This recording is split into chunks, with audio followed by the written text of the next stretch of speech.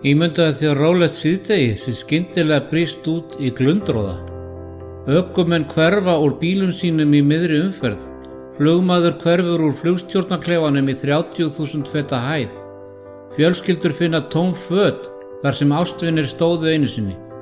Á augabragði hverfa óteljandi einstaklingar sem skilur heiminn eftir í glundroða. Þessi dramatíska atburðarás, leynileg burthrifning, þar sem trúaðir eru hrifnir burt fyrirvaralaust, hefur fangað ímyndunaraflið í gegnum skáldsögur og kvikmyndir. Hugsaðu Left Behind seríuna. En við verðum að spyrja, er þetta raunverulega hvernig Jesús sagði að hann myndi snúa aftur, eða gæti þessi hugmynd verið hluti af mikilli blekkingu sem hylur sannleikann endurkomu Krists? Nú veit ég hvað sumir kunna að vera að hugsa, en burthrifning og endurkoma eru ekki tveir aðskildir atburðir. Í þessu myndbandi lofa ég að fara með þið beint að reikningunni og sanna umfram nokkur svafa að hugmyndun leynilega burthrifningu er ekki til í Biblíunni. Ekki aðeins mun ég sýna þér sönnunargögnin, heldur munt þú sjá hvað orð Guðs segir endurkomu Krists. Frá dögum trúarinnar hafa trúaðir haldið fast við vonina endurkomu Jesú. Kvöldi fyrir krossfestingu sína huggaði Jesú lærisveina sína með fyrirheiti: þegar ég er farin burt og hef búið yður stað, kem ég aftur og teku þið til mín, svo að þér séu einnig það sem ég er. Jóhannes 14:3. Eftir upprissu hans, þegar lærisveinarnir horfðu á hann í loftinu, færðu englar þeim hughreysingu. Þessi Jesús, sem varð uppnuminn frá yður til himins, mun koma á sama hátt og þér sáuð hann fara til himins. Apostolasagan 1:11. Frumkristnir menn héldu fast í þessa von og kölluðu hana hina sælu von dýrlega birtingu Krists. Jafnvel Enok, 7 kynslóðir frá Adam, sá fyrir komu drottins með fjölda himneskra vera. Í gegnum söguna þráðu hinir trúuðu að fá að sjá daginn þegar Jesús kæmi aftur til að koma öllu í lag. En samhliða þessari blessuðu von hefur komið upp 2 þrepa kenning endurkomu Jesú, kenning sem er ekki að finna í reikningunni. Samkvæmt henni á endurkoma Jesú að eiga sér stað í 2 aðskildum áföngum. Fyrst leynileg burthrifning hinna frelsuðu og síðar glæsileg sýnileg koma. Samkvæmt þessari kenningu mun Jesú fyrst taka hinna trúuðu í hljóði og hlífa þeim við framtíða þrengingum á jörðinni. Hinnir hólpnu eru hrifnir til himna án þess að heimurinn tekur eftir, sem er skilin eftir til að þola glundroða. Síðan eftir 7 ára hörmungar, þegar andkristur ríkir, myndi Jesú loksins snúa aftur opinberlega í krafti og dýrð. Þessi hugmynd gefur vissulega færi á spennandi skáldskap, en kennir Biblían í raun eitthvað af þessu. Hvert auga mun sjá hann? Koma Krists mun ekki vera leyndarmál. Langt frá því að gefa til kynna hulda endurkomu, lýsir Biblían eindregið endurkomu Jesú sem sýnilegum hamfara atburði sem allir verða vitni að. Hugleitið hið bjarta orðalag reikningarinnar. Sjá hann kemur í skýjunum og hvert auga mun sjá hann, jafnvel þeir sem stungu hann. Åpenbarnabókin 1:7. Hvert auga þýðir að hver maður á lífi mun sjá Krist við endurkomu hans. Allar kynkvíslir jarðarinnar munu kveina fyrir honum. Það er ekki hægt að samræma þetta við leynilega upphrifningu trúaðra. Þegar Jesús yfirgaf þennan heim var það bókstaflega líkamleg brottför. Hann steig upp fyrir augum fylgjenda sinna þar til ský tók á móti honum. Englar báru vitni að hann myndi snúa aftur á sama hátt, alveg eins sýnilega og hann fór. Og Jesús sjálfur varaði við því að koma hans yrði jafn augljós og ljómandi elding sem skín frá austri til vesturs. Elding er allt annað en leynileg. Björt rák hennar sést allan himinin. Á sama hátt mun Kristur birtast í dýrð og lýsa upp himinin frá austri til vesturs. Biblían málar endurkomuna á dramatískan hátt. Jesús mun koma í dýrð sinni og allir heilagir englar með honum. Því að sjálfur drottinn mun stíga niður af himni með kalli, með höfuð engils raust og með básúnu Guðs. Mikill lúðrablástur mun bergmála yfir jörðina og jafnvel hinnir látnu verða vaktir.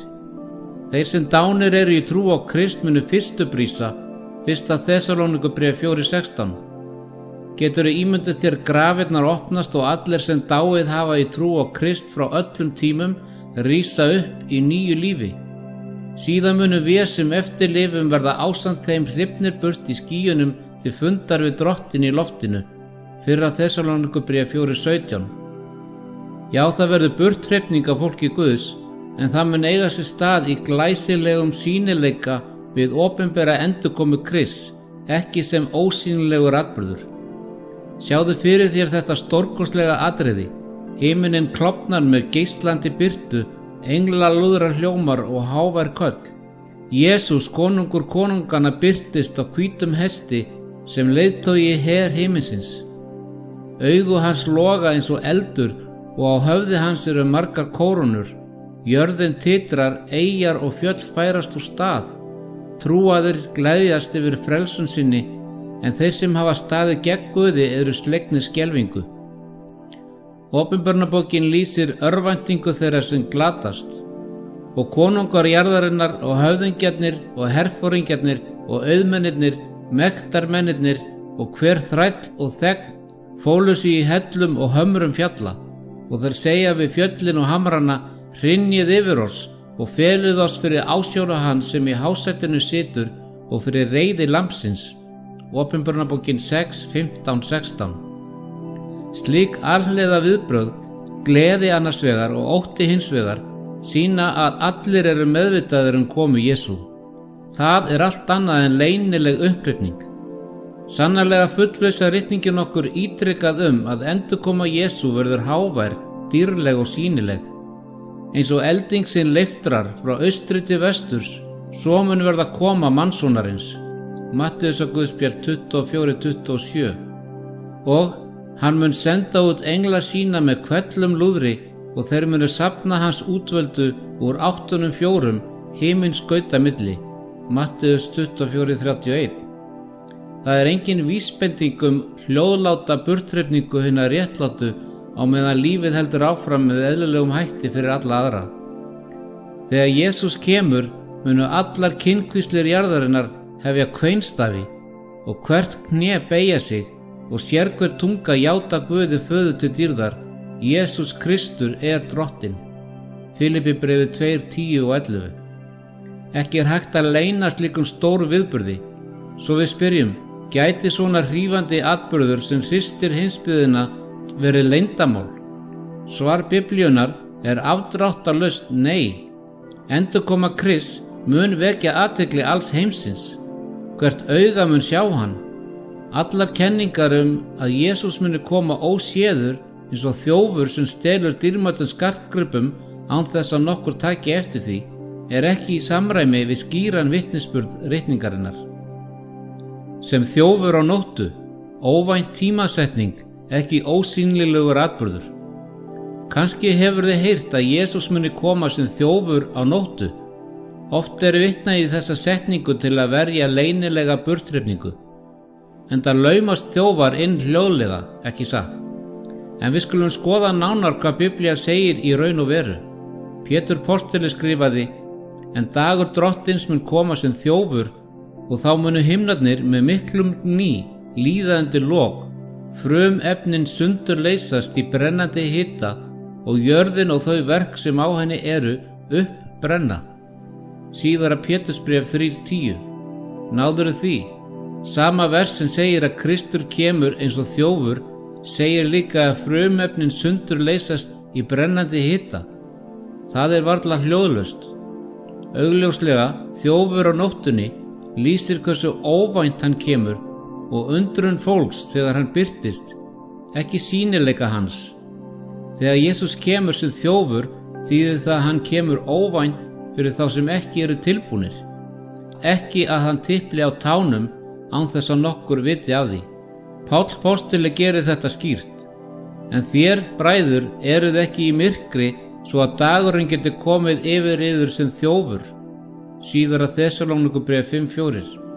Hann hvetur trúaða til að halda sér vakandi og í ljósinu svo að koma Krists komi þeim ekki á óvart eins og innbrot á nóttu. Koma Krists er líkt við þjóf eingöngu fyrir óviðbúna, fyrir þá sem búa í andlegu myrkri, fyrir þá sem búast ekki við honum. Endurkoma hans, þó við vitum ekki stundina, á ekki að koma hræðilega á óvart, eins og sagt er frá í Lúkas 12, 39 og 40. Vertu ætíð tilbúin. Svo styður það að Jesús kemur sem þjófur hugmyndina leynilega burthrifningu. Nei, það leggur áherslu á að vera andlega vakandi. Áherslan er á tímasetninguna, skyndilega og óvænt, en ekki á það að Jesús fari leynt með komu sína. Reyndar, allstaðar þar sem talað er að hann komi sem þjófur, þegar þeir eru skoðaðir til hlítar, segja frá miklum hávaða, dómi og að vera gripinn óviðbúinn, en ekki að fólk hverfi og aðrir furði sig á því hvað varð það. Sami texti sem talar þjófinn, síðara Pétursbréf 3:10, lýsir því yfir að atburðurinn verður hávær og með alheims áhrif. Þannig segir Jesús, Mannssonurinn kemur á þeirri stundu sem þeir ætlið eigi. Matteus og Guðspjall 24:44, sem þýðir að við þekkjum ekki tímasetninguna svo við verðum að vera reiðubúin. Í stað þess að hvetja okkur til að hafa auga með leynilegri burthrifningu, þá erum við hvettir þess að vera vakandi, svo að endurkoma Krists kemur okkur ekki á óvart í syndum okkar. Ekkert varðandi þjóf á nóttu bendir til komu Krists í 2 áföngum þar sem þeir trúuðu eru hrifnir burt og að líf haldi áfram hér árum saman eftir það. Þvert á móti, þegar þjófurinn loksins kemur, þá er það sem allir atburðir varðandi komu Krists verða að veruleika frammi fyrir öllum heiminum. Einn tekinn og annar skilinn eftir. Hvað átti Jesú eiginlega við? Kannski er frægasta röksemdin fyrir leynilegri burthrifningu yfirlýsing Jesú að annar muni tekinn, hinn eftir skilinn. Matteus og Guðspjall 24:40-41. Margir hafa lesið þessi orð og ímynda sér vettvang þar sem fólk hverfur á dularfullan hátt. Maður tekinn af akrinum á meðan vinnufélagi hans er eftir, eða kona hverfur úr eldhúsinu sínu á meðan vinkona hennar stendur ráðalaus. En við skulum lesa orð Jesú í samhengi og sjá hvað hann var í raun og veru að lýsa. Jesú sagði, eins og var á dögum Nóa, svo mun verða við komu Mannssonarins. Matteus 24:37. Á dögum Nóa fjarlægði Guð hina réttlátu á laun og lét hina óguðlegu lifa áfram. Nei, þvert á móti. Hver var tekinn á brott í flóðinu? Hinir óguðlegu voru teknir af vötnunum í eyðileggingu á meðan fjölskyldan Nóa var skilin eftir örugg í örkinni.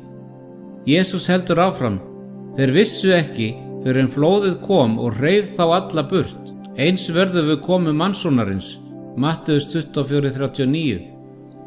Þeir sem flóðið tók voru óguðlegir, sópaðir í burtu af flóðinu, og þeir sem eftir voru, það eru þeir réttlátu sem lifðu af.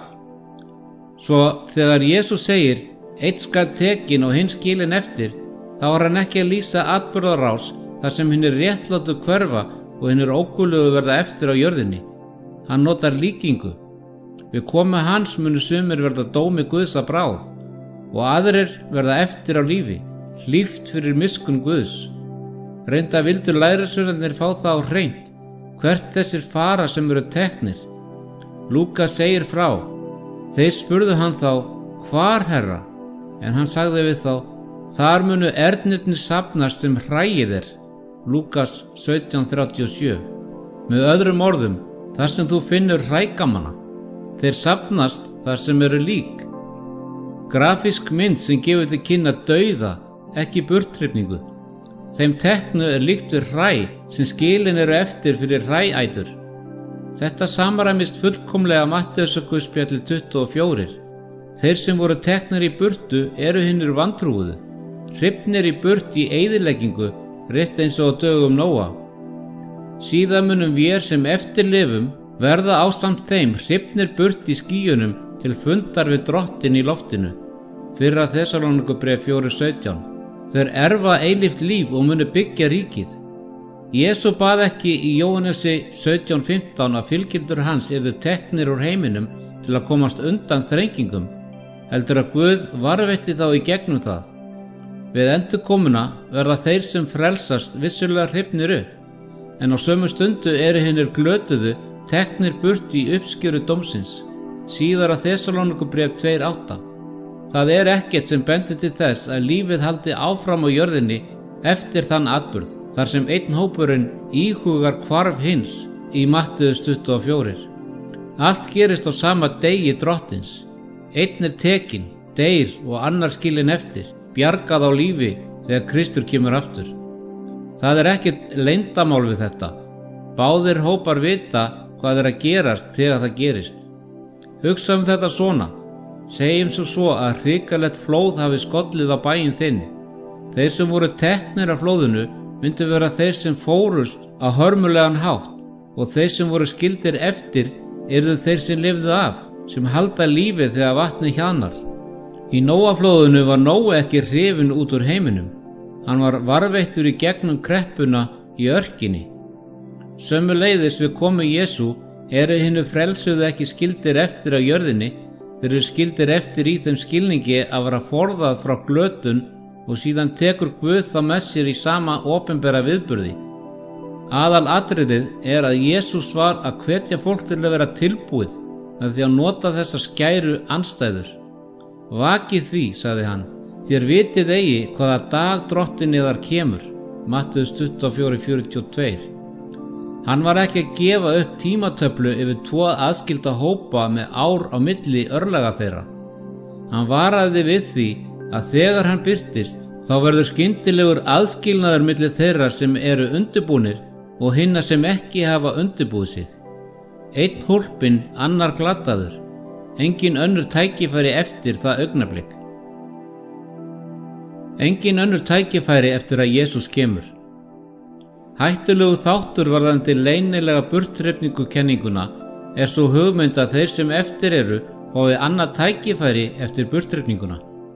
Samkvæmt þessari atburðarás, ef þú missir af burthrifningunni, hefur þau 7 ár til að átta þig á mistökum þínum, standast andkrist og verða á andanum hólpinn. Þetta er hughristandi söguþráður fyrir kvikmynd. Guð gefur í rauninni auka framlengingu til að iðrast. En er þetta það sem Biblían kennir? Hinn hrollvekjandi sannleikur er sá að þegar Jesús kemur er tækifæri til hjálpræðis liðið. Sjá, ég kem skjótt og launin hef ég með mér til að gjalda hverjum og einum eins og verk hans er. Opinberunarbókin 22:12. Þegar Kristus snýr aftur, færir hann hinum réttlátu umbun og á sama tíma dóm fyrir hinna ógullugu. Örlög hvers og eins eru þegar ákveðin. Í lýsingu Jesú sjálfs á lokatímunum kemur hann í dýrð með öllum englunum og aðskilur fólk strax eins og hirðir skilur sauðfé frá geitum. Hinum hólpnu til hægri handar veitir hann ríkið. Hinum týndu á vinstri hönd segir hann, farið frá mér illgjörðarmenn. Það er ekkert minnst á 3. flokk sem fékk frest til að endurskoða líf sitt. Það er annarkvort eða, frelsaður eða glataður af eilífu þegar Jesús kemur. Í allri ritningunni er endurkominni lýst sem stóru loka atriði mannkynssögunnar, hámars atburði aldanna.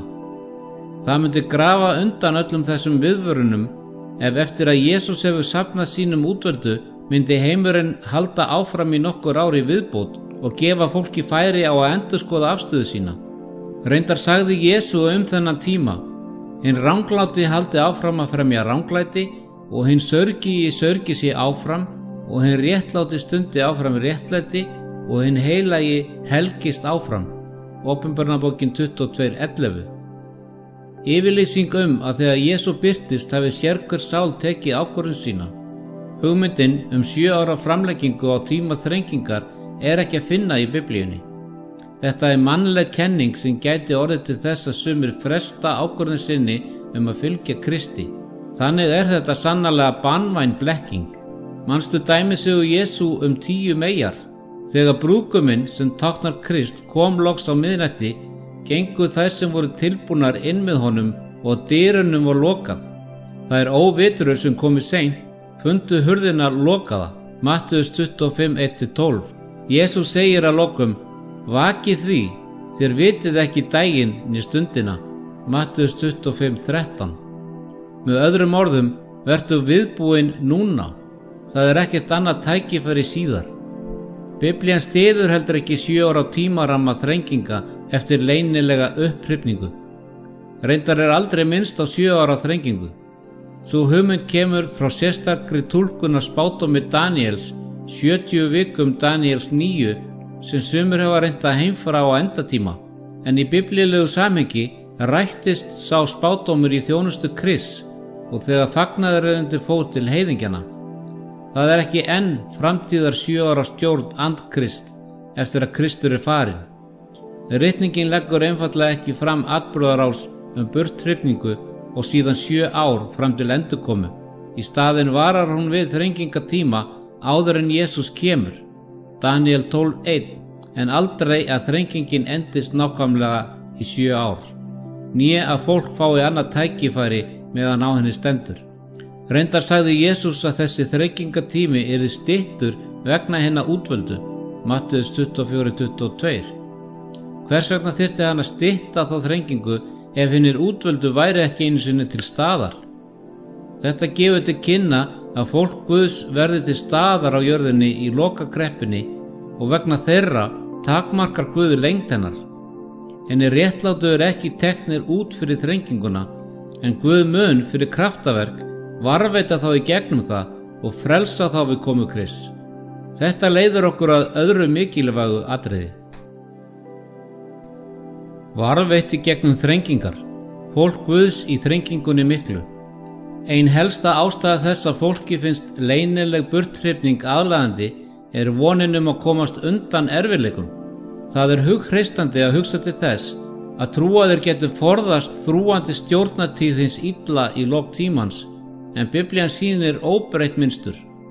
Fólk Guðs gengur oft í gegnum þrengingu, en með nærveru hans og vernd það ekki sigrað. Aftur og aftur frelsar Guð í gegnum prófraunir, ekki endilega frá þeim. Hugsaðu sögurnar og ritningunni. Þegar plágur féllu yfir Egyptaland, sendi Guð ekki Ísraelsmenn út. Þessi stað veitti hann þeim skjól innan plágurnar þar til þeir losnuðu að lokum. Þú horfir aðeins á með augunum, sér hversu óguðlegum endurgoldið, segir sálmarittarinn, Sálmur 91, 8-10. Fólk Guð sá plágurnar en varð ekki meint af. Eða lítu á Sadrak, Mesak og Abednego. Þeir stóðu trúir Guði og var kastaði eldsopn fyrir að neita að beygja sig fyrir skurðgoð. Rak Guð þá burt áður en logarnir náðu að snerta þá? Nei, hann gekk með þeim í eldin. Sonur Guðs gekk með þeim í miðjum eldinum og verndaði þá svo að ekki eitt hár sviðnaði. Þeir komu út án þess svo mikið sem reykjarlykt fyndist af þeim. Daniel 3:25-27. Töfrandi frelsun, en þeir upplöfðu þrenginguna, ekki leystir frá henni. Hugsaðu Daniel í ljónagryfjunni. Vegna þess að hann var trúr í bæninni var honum hent í gryfju hungraðra ljóna. Guð flutti ekki Daniel út úr Babylon til að hlífa honum við þeirri prófraun. Þessi stað lokaði Guð munni ljónana og hélt Daniel öruggum nóttina meðal þeirra. Morgunin eftir var Daniel lyft ómeiddur upp og Guð vegsamaður. Daniel 6:22-23. Allt þetta kom yfir þá sem fyrirboði og það ritað til viðvörunar oss sem endir aldanna komin yfir. 1. Korinthubréf 10:11. Þeir kenna okkur að þegar síðasta mikla þrengingin kemur, mun Guð sömuleiðis vera með fólki sínu í prófraunum þeirra, styrkja það og varveita. Í Opinberunarbókinni lesum við að í síðustu plágum og kreppum jarðar setur Guð verndandi innsigli á þjóna sína. Opinberunarbókin 7:2-31, 16:2. Engin ógæfa hendir þig, lofar hann, og engin plága nálgast tjald þitt. Sálmur 91:10. Rétt eins og Nói var ekki fjarlægður úr flóðinu, heldur sigldi öruggur á vötnunum í örkinni, getum við verið örugg í umsjá Guðs í óveðrinu sem mun koma. Jesú bað, ég bið ekki að þú takir þá úr heiminum, heldur að þú varveitir þá frá hinu illa. Jóhannes 17:15. Kenningin leynilega burthrifningu gefur til kynna að Guð verði að fjarlægja börnin sín til að vernda þau, en Guð máttugur til að vernda okkur þar sem við erum, ef það færir honum meiri dýrð. Og vissulega getur það verið öflugt vitni fyrir heiminum að frelsa fólk sitt í gegnum ofsóknir. Þrengingin samkvæmt ritningunni verður svo mikil hörmungatíð að slík mun aldrei verið hafa. Daniel 12:1. Það verður alvarlegt en stytt fyrir sakir hinna útvöldu. Á þeim tíma mun andkristinn kraftur leitast við að framfylgja merki sínu og ofsækja þá sem halda tryggð við Guð. Sjá Opinberunarbókinni 13 og 14. Samt lofar Guð að vera skjól fyrir sína trúföstu. Guð er oss hæli og styrkur, örugg hjálp í nauðum. Sálmur 46:2. Ekki fjarlæg hjálp, heldur hjálp í núverandi vandræðum. Rétt eins og engill dauðans gekk fram hjá húsum Ísraelsmanna vegna þess að þeir höfðu blóð lambsins á dyrastólpum sínum, þannig mun lokatíma fólk Guðs merkt af blóði Jesú verða hlíft við verstu plágunum. Opinberunarbókin 16, Sálmur 91, 3-8. Þeir munu standast þar til Kristur birtist til að bjarga þeim. Þannig styður Biblían upphrifningu hinna heilögu eftir þrengingu, sem þýðir að Jesú kemur eftir síðustu þrenginguna til að umbuna þjáðu fólki sínu og dæma heiminn. Trúaðir verða á jörðinni í síðustu kreppunni en hafa guðlega vernd. Að vita þetta gefur okkur í raun hugrekki. Við erum vissum að sama hvað við stöndum frammi fyrir, munum við ekki horfast í augu við það ein. Frelsari okkar mun ganga með okkur í gegnum eldin eins og hann gerði við Hebreana 3. Og þegar Jesús birtist munum við verða hrifin upp til móts við Drottin í sigur sælli frelsun. Sannleikur eða hefð, upprunni kenningar leynilega burthrifningu. Ef hugmyndin leynilega burthrifningu er ekki að finna í Biblíunni, hvaðan kom hún þá? Það gæti komið þér á óvart að mestan hluta sögu kristninnar hefur enginn kennt þessa kenningu. Frumkirkjan, miðaldakirkjan, mótmælendur, umbótasinnar bjuggust allir við einni framtíða komu Krists eftir tíma þrenginga, ekki tveggja þrepa komu. Margir merkir kristnir leiðtogar í gegnum aldirnar eins og John Wycliffe, Martin Luther, John Calvin, Isaac Newton, Charles Wesley, Charles Spurgeon, D.L. Moody og ótal aðrir trúðu því að kirkjan myndi upplifa prófraunir og að Jesú myndi á sýnilegan hátt snúa aftur til að bjarga fólki sínu og sigra andkrist. Hugmyndin leynilega ósýnilega burthrifningu, aðskilda frá sýnilegri endurkomu, var nánast óheyrð á fyrstu 1800 árum kirkjunar. Svo hvernig var þetta hugtak til? Sagan bendir til upphafs 19. aldar. Á 3. áratug 20. aldar kynnti breskur predikari að nefni John Wesley Darby nýjan endatíma ramma sem nefnist dispensationalism. Sem hluti af þessu kerfi kenndi Darby að Guð hafi sérstakar áætlanir fyrir Ísrael og kirkjuna í mismunandi ráðstöfunum. Hann túlkaði ákveðna spádóma Biblíunnar þannig að þeir þyrftu enn að uppfyllast fyrir Ísrael sem hann taldi að myndi gerast á síðustu 7 ára þrengingatíma. En það sem kirkjan að mati Darby var sérstakur hópur, rökstuddi hann að þeir sem trúðu á Jesú yrðu að verða fjarlægðir fyrirfram, svo að Guð gæti snúið sér að öðrum á þessum 7 árum.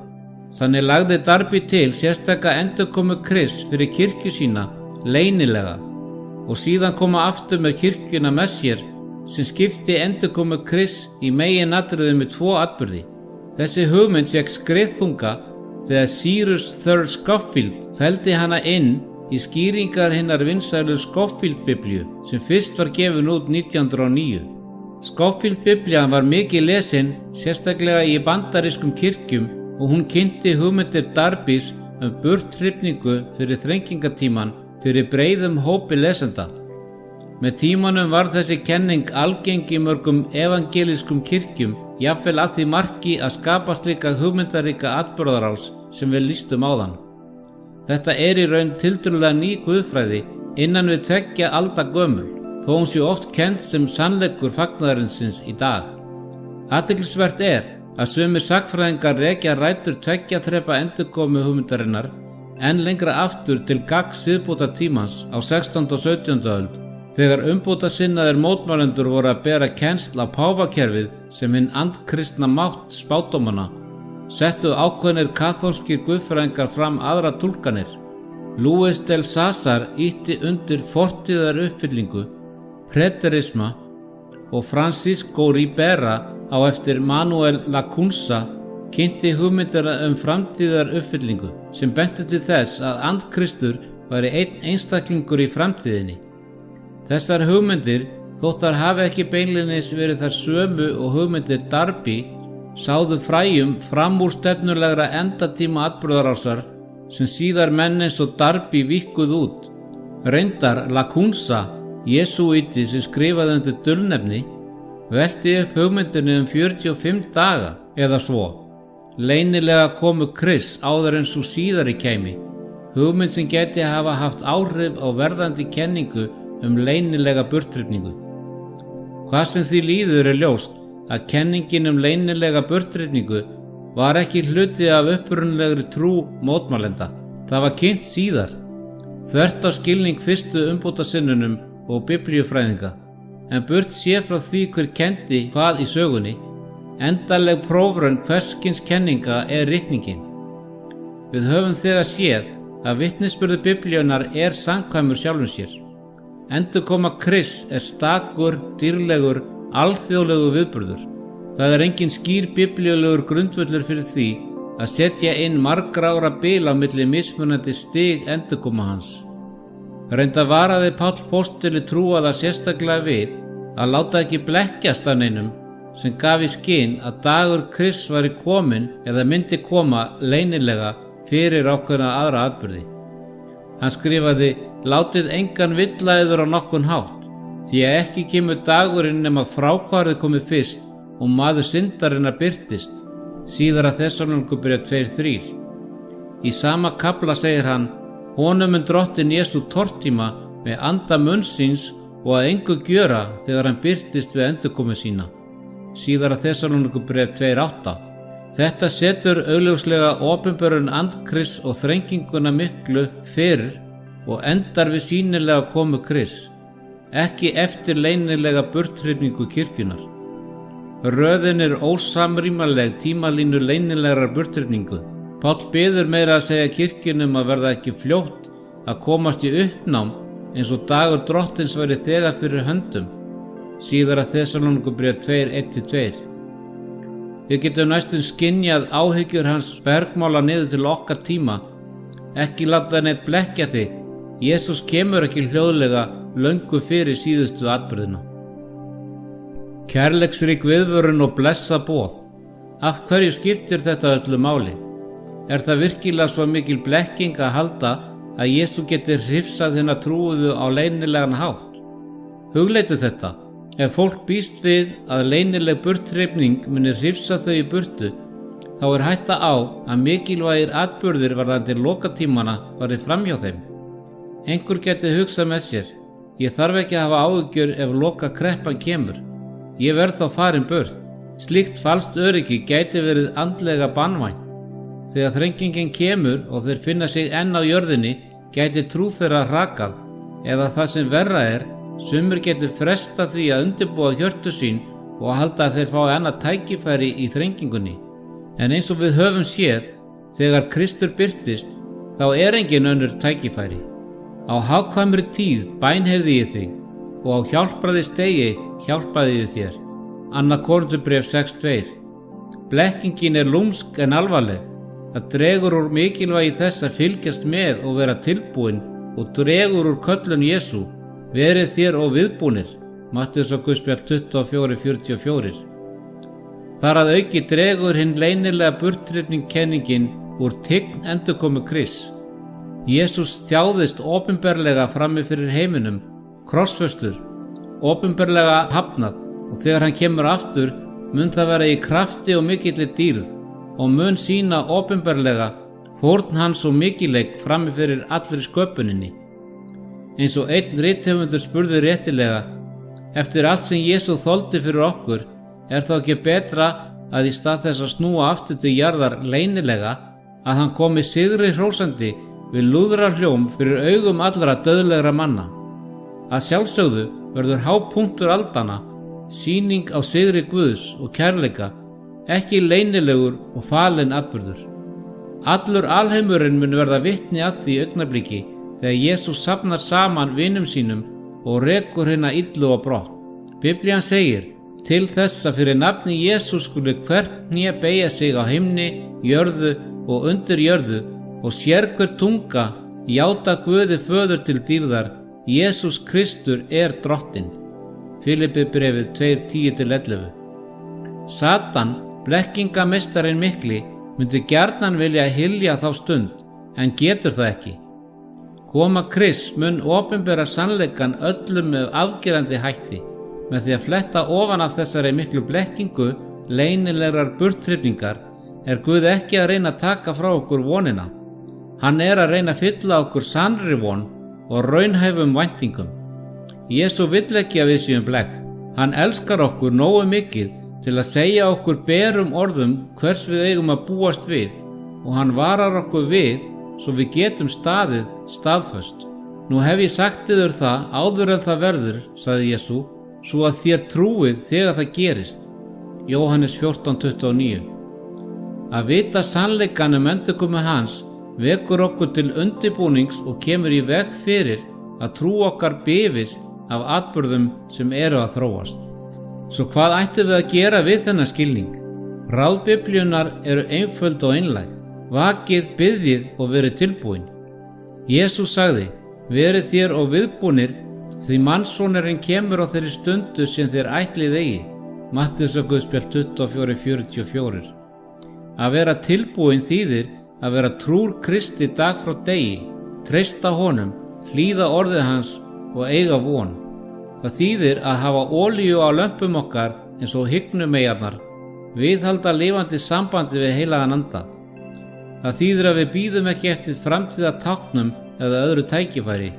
Við gefum Jesú hjarta okkar núna af heilum hug. Hann lofar að yfirgefa okkur aldrei, jafnvel á erfiðustu tímum. Mundu að tilgangur Guðs með spádómum er ekki að hræða okkur, heldur að undirbúa okkur. Jesús sagði, hjarta yðar skelfist ekki, trúið á Guð og trúið á mig. Í húsi föður míns eru margar vistarverur, væri ekki svo, hefði ég þá sagt yður að ég færi burt að búa yður stað. Þegar ég er farin burt og hef búið yður stað, kem ég aftur og teku yður til mín. Jóhannes 14:1-3. Þetta er persónulegt. Hann kemur aftur fyrir þig. Kæri vinur, hann vill að þú sért með honum að eilífu. Spurningin er hvort við verðum meðal þeirra sem elska endurkomu hans eða mun endurkoman koma okkur að óvörum. Þrá Guðs er að hvert og eitt okkar velji líf og hjálpræði. Því svo elskaði Guð heiminn að hann gaf son sinn einget inn til þess að hver sem á hann trúir glatist ekki heldur hafi eilíft líf. Jóhannes 3:16. Það þarf enginn að farast á þessum lokatímum. Jesús hefur opnað hurðina að örkinni. Hann býður öllum að ganga þegar í stað inn í trú. Leiksviðið er sett fyrir stóra loka deilu milli góðs og ills. Heimurinn dökknar og hjörtu verða kaldari, en ljós fagnaðarerindisins skín æ bjartara í þeim sem sannarlega fylgja Kristi. Jafnvel innan ringulreið hefur Guð sína trúfustu. Þeirra er varðveita boð Guðs og trúna á Jesú. Opinberunarbókin 14:12. Brátt mun himinin lýsa upp af dýrð og lausnari okkar mun stíga niður með hrópi. Ég býð þér að ímynda þér þá stund. Himinin opnast, Jesús stígur fram sem sigrandi konungur. Englar fylla sjóndeildarhringinn. Þú heyrir lúðurinn gjalla og finnur fyrir umbreytingu. Á einu auga bragði lítur þú upp og grætur af gleði. Sjá, þessi er vor Guð, við vonuðum á hann, að hann myndi frelsa oss. Jesaja 25:9. Þvílík ólýsanleg gleði og léttir að sjá andlit frelsarans og vita að eilífðin bíður okkar. Þetta er ekki ævintýri, þetta er hinn fyrirheitna framtíð sem öllum býðst sem treysta á Jesú. Hún er nær en við þorum að halda. Tákn tímanna uppfyllast hratt. Dagur drottins er í nánd. Nú er komin tími til að vakna og huga að lömpum okkar. Nú er komin tími til að festa trú okkar á orð Guðs svo engin blekking geti sópað okkur burt. Jesús kemur aftur, ekki í leynum, heldur í krafti og dýrð. Hann vill að þú sért til staðar, takir þátt í þeim sigri og gleði. Verður þú tilbúin? Góðu fréttirnar eru þær að í dag geturðu tekið þessa ákvörðun. Gefðu líf þitt í hendur Krists, biðdu hann að hreinsa þig og fylla þig anda sínum. Byrjaðu að lifa á hverjum degi með honum sem vini þínum og drottni. Þá, sama hvað framtíðin ber í skauti sér, þrenging eða prófrun, munt þú verða öruggur í höndum hans og hjarta þitt fyllist von. Þegar heimurinn sér aðeins skelfingu í táknum komu hans, munt þú lyfta höfðu þínu í trausti, vitandi að endurlausn þín nálgast. Með því að afhjúpa villu og staðfesta sannleikann er markmið Guðs að bjarga okkur. Hann vill að við eyðum eilífðinni með honum. Spádómar eru gefnir til að lýsa veginn og leiða okkur til Jesú sem er vegurinn, sannleikurinn og lífið. Jóhannes 14:6. Við skulum því gæta að kærleiksríkum viðvörunum hina miklu blekkingu. Höldum fast við það sem Biblían segir í raun og veru. Jesús mun koma aftur, sýnilega, áheyrilega, glæsilega og óvænt. Það verður engin annar möguleiki fyrir þá sem ekki eru tilbúnir. Svo veldu hann núna. Koma Drottins okkar verður dýrlegasta stund sögunar fyrir þá sem eru undirbúnir. Endurfundur með ástvinum sem dóu í Kristi, frelsun frá synd og þjáningu og upphaf eilífs lífs á nýjum himni og nýrri jörð. Þetta er hin sanna blessaða von sem hefur gefið trúuðum orku í gegnum aldirnar. Ekki láta neitt ræna þig því. Jesús kemur bráðum og hann vill að þú sért meðal hans endurleistu. Láttu þá von hreyfa hjarta þitt og huga. Ertu spenntur að sjá hann? Hann er spenntur að sjá þig. Svo kæri vinur, vertu hugrakkur og stattu á hinu örugga orði Guðs. Já, ég kem skjótt, segir Jesús, Åpenbarunarbókin 22:20. Og fram að þeim degi skulum við lifa í gleðilegri eftirvæntingu og hvetja hvert annað, og því meira sem við sjáum daginn nálgast. Konungurinn kemur í dýrð sem allur heimurinn getur séð. Við skulum vera tilbúin og mæta honum og gleðjast yfir sigursællri endurkomu hans.